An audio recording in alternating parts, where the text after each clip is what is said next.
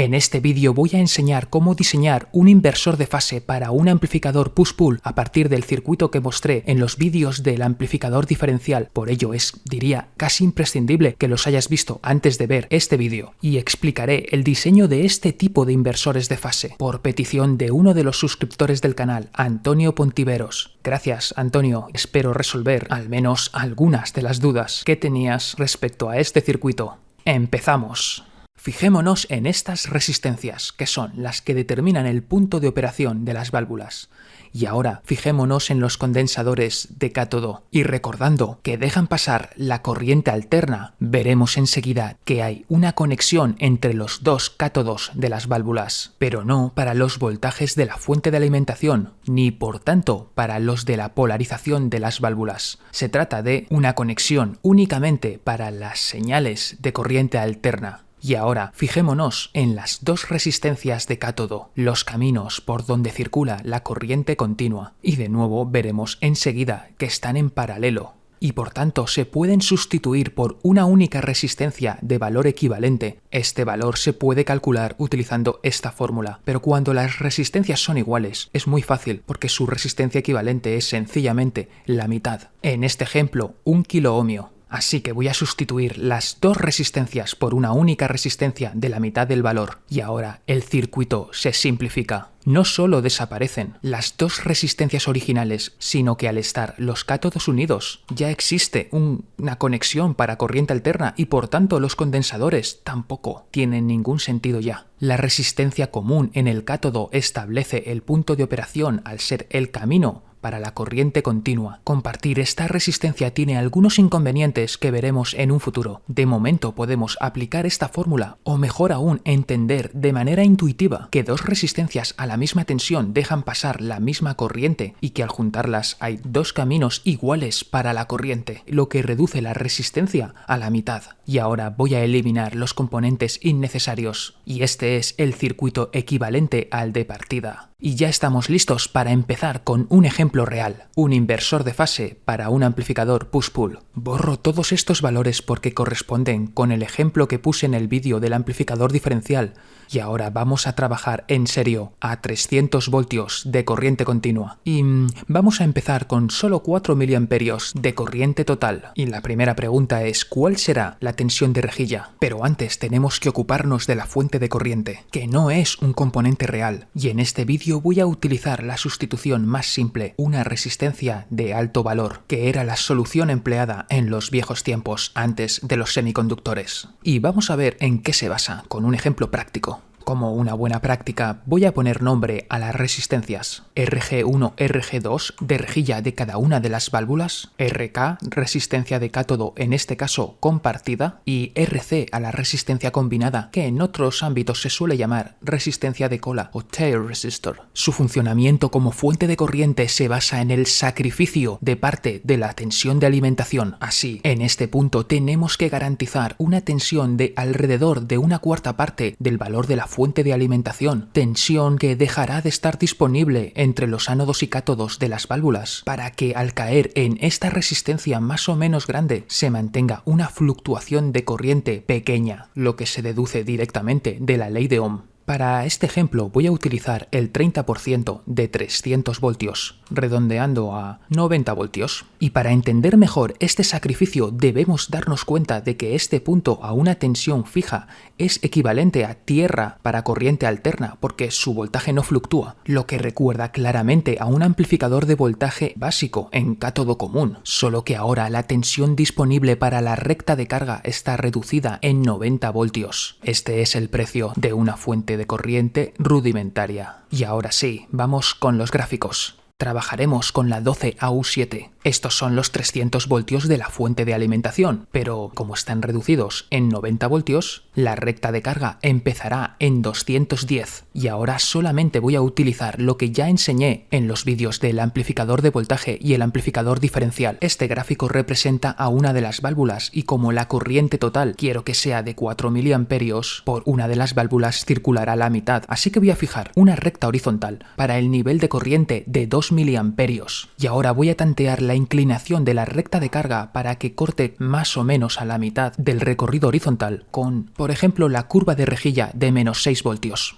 Fijando el punto de operación en 2 miliamperios de corriente de ánodo y menos 6 voltios de rejilla respecto al cátodo, como siempre. Aunque no se alcanzará en un triodo real, la corriente máxima de esta recta de carga es de unos 5,5 miliamperios. Y como ya he mostrado en anteriores vídeos, el valor de la resistencia de carga será la tensión máxima entre la corriente máxima, en este caso 210 entre 5,5 miliamperios o por 10 a la menos 3, que da 38,18 kiloohmios, que voy a redondear a 40, que aunque no es un valor de resistencia estándar, es un número redondo y es fácil de conseguir poniendo en serie una resistencia de 39 kiloohmios y otra de 1 kiloohmio.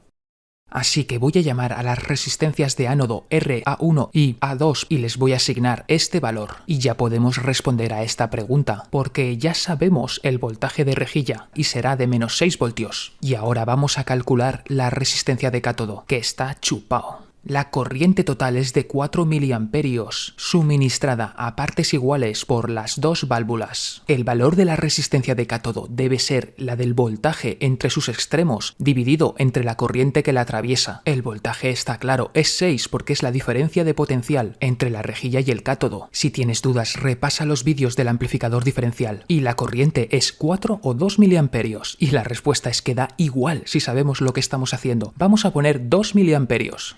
Este 2 se entenderá. Vamos a escribirlo bien.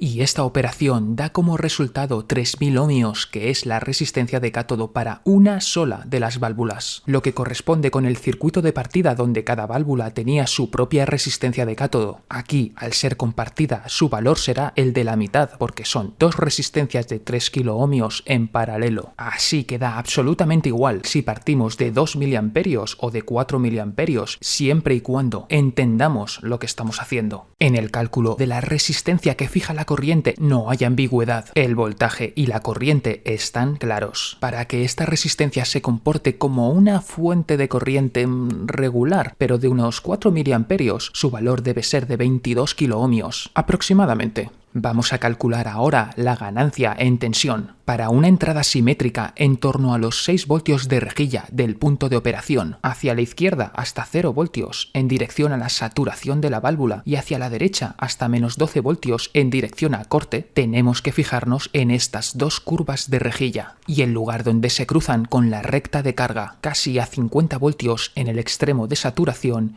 y casi a 180 en el lado cercano a corte. Esta será la variación de la tensión de salida, 180 menos 50, que dividido entre los 12 voltios de la tensión de entrada, nos da una ganancia de 10,8 aproximadamente.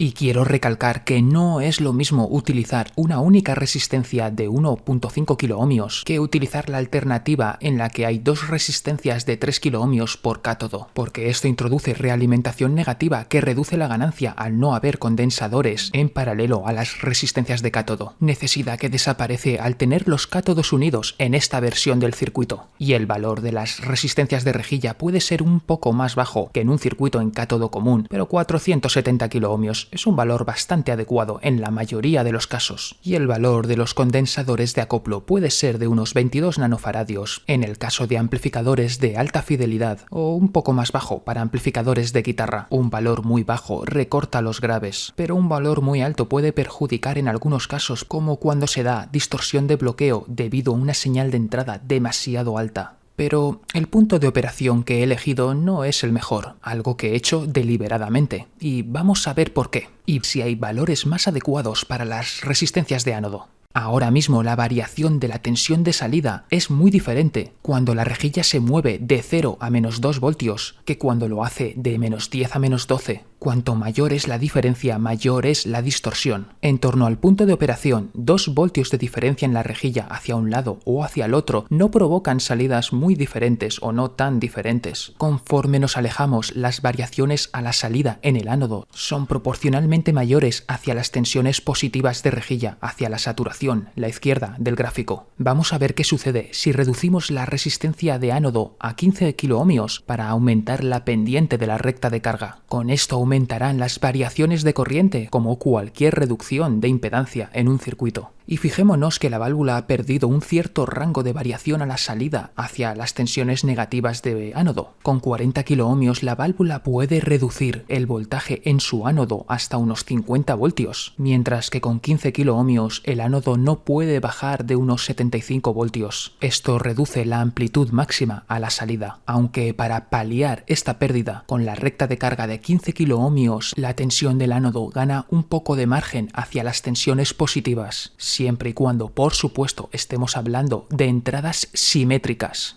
Y finalmente el punto de operación está ligeramente desplazado, como es lógico. Pero lo que es más interesante, esta nueva recta de carga cruza las curvas de rejilla de manera perpendicular, algo que en general suele ser deseable, y en este caso la variación a la salida en el extremo de saturación de las dos rectas de carga es prácticamente el mismo, y lo mismo sucede en el siguiente segmento entre -2 y -4 voltios de rejilla. Puede no parecerlo debido a un efecto óptico provocado por las diferentes inclinaciones de las líneas, pero te recomiendo que si no lo crees, lo pruebes. Y aunque en la nueva recta de carga los dos últimos segmentos hacia el lado de corte son mucho más cortos que los dos primeros, la diferencia es un poco menor que con la primera recta de carga. Y en un amplificador de alta fidelidad, la realimentación negativa corregirá gran parte de esta distorsión introducida por la falta de balance hacia ambos lados del punto de operación. Y este sería el proceso de diseño de un inversor de fase basado en un amplificador diferencial, que podría ser necesario ajustar para adaptarlo al amplificador definitivo o algún propósito específico. Este es un inversor de fase típico de un amplificador de guitarra, que puede parecer diferente o incluso confuso por la forma en la que está dibujado, pero es prácticamente el mismo y tan solo tiene añadido un mecanismo de realimentación que para esta explicación voy a dejar a un lado y hablaré de las diferencias en un futuro vídeo. Pero ahora vamos con las similitudes. Esta es una resistencia de ánodo y esta la otra.